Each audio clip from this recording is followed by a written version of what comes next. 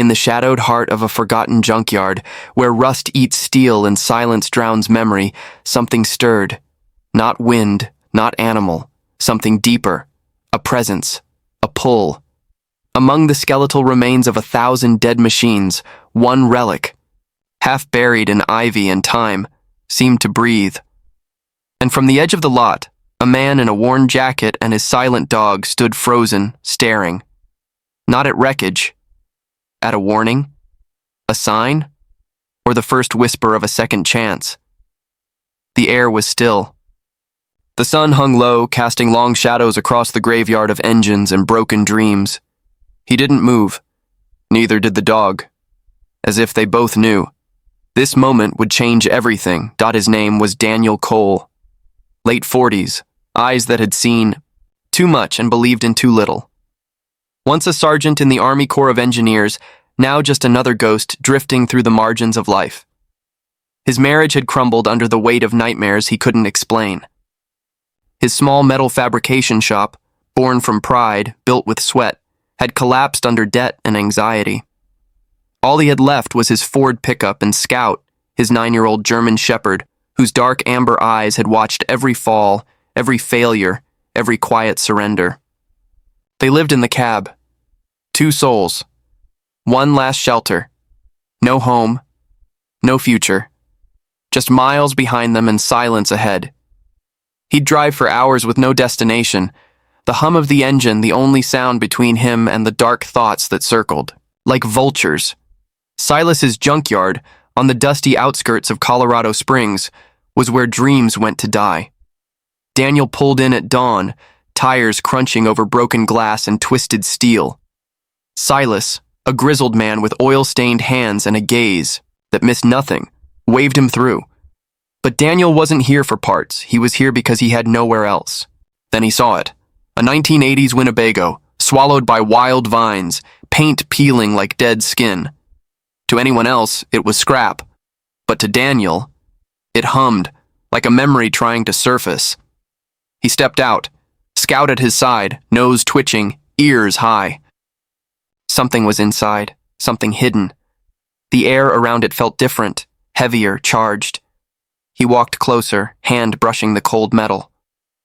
A name was barely visible beneath the grime. Wanderer. He didn't know why, but he felt it. This wasn't the end. It was a beginning. Silas approached, wiping his hands on a rag. That old beast calling your name? Daniel nodded. Army? Silas asked, eyeing the faded tattoo. Yeah. Marines. Desert Storm. A pause, a silent handshake between warriors. Silas studied Daniel, the slump, the hollow look, the flicker beneath. You can have it, he said, for $1. Daniel frowned. There's a catch. There is, Silas said, voice low. You don't just fix it. You make it mean something. You prove the rust didn't win. Daniel reached into his pocket, dropped a coin into Silas's palm. It already has. That night, he slept in the truck staring at the RV through the windshield. For the first time in years, he didn't dream of war. He dreamed of wood shavings and sunlight. Inside, the RV was a tomb, mold, rot, silence. Daniel swept, tore out floors, hauled out debris. Then Scout began scratching, persistent, urgent, at a loose floorboard near the kitchen. Daniel sighed. Leave it, boy. But Scout wouldn't. With a crowbar, Daniel pried it up. Beneath, a small tin box. Inside, a photo album. Faded, cracked, but intact. Page after page, a family. Smiling, camping. A little girl with pigtails blowing out birthday candles. A man teaching his son to fish. The same RV, gleaming, alive. Captions, Lake Powell, 1982. First catch, Tommy. Home is where we are. Daniel's breath caught. This wasn't just a vehicle. It was a vessel of love. And he wasn't just restoring metal. He was resurrecting meaning. He sat on the dusty floor, album in his lap, tears cutting through the dirt on his face. Days later, Daniel checked his P.O. box. One envelope. Handwriting he knew instantly. Mia, his daughter. His heart raced. He opened it in the truck. "Dad," it read, "I'm pregnant. You're going to be a grandfather." His chest swelled, then shattered. Joy drowned in shame. A grandfather? Living in a junkyard? Sleeping in a truck? He'd failed as a husband, failed as a businessman. Now he'd fail as a grandfather. He dropped the letter, slumped over the wheel. The world went gray. Scout whined, nudging his hand. But Daniel didn't move. The spark was gone. Or so he thought. That night, he didn't eat, didn't sleep. Just sat in the dark, staring at the walls of the RV, wondering if he was strong enough to even try. Back in the RV, Scout began pawing at insulation in the wall. Daniel, numb, followed. He reached in and pulled out a tiny wooden bird. Carved. Worn, perfect, and suddenly he was 8 years old again. His father's hands, a whittling knife. "You don't make the bird, Danny," his dad had said. "You set it free." Tears burned. The workshop hadn't killed his passion. Pressure had. Deadlines, debt, fear. Here, in this wreck, he wasn't building for profit. He was building for peace, for legacy, for his grandchild.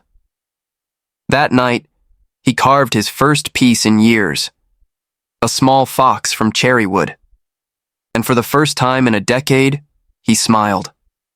The next morning, he worked until his hands ached. He wasn't escaping. He was healing. One afternoon, tires crunched. A sedan rolled in. Mia stepped out. Then Eli, his son, arms crossed, jaw tight. "Dad, what is this?" Eli snapped. "Another project? Another collapse?" Mia pleaded. "Come home, we'll help." Daniel showed them the RV, the photos, the progress. But they saw only risk.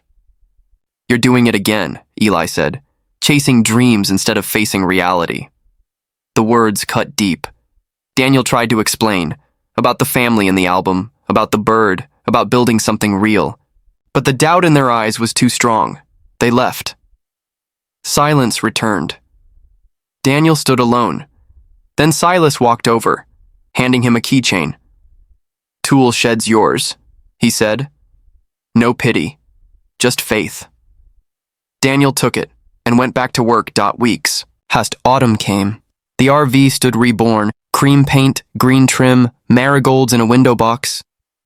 Inside, warm pine, handcrafted cabinets, a new life. Daniel carved 3 gifts, a mobile of animals for the baby, a rosewood jewelry box for Mia, inlaid with a blooming vine, and for Eli, a solid oak toolbox, joints tight, handle smooth. "Built to last," he whispered. He sent a photo. 3 days later, the sedan returned. Mia gasped. Eli circled the RV, stunned. They stepped inside, saw the gifts. Tears fell. Eli hugged him first. "I was wrong," he said. "This isn't failure. This is everything." They sat at the dinette, sunlight streaming in. Scout rested his head on Eli's lap. For the first time in years, the silence wasn't heavy. It was peaceful. Sometimes, the world throws us into junkyards, not to end, but to rebuild. Not with money, but with meaning. Daniel didn't restore an RV, he restored himself, and in doing so, he rebuilt a family.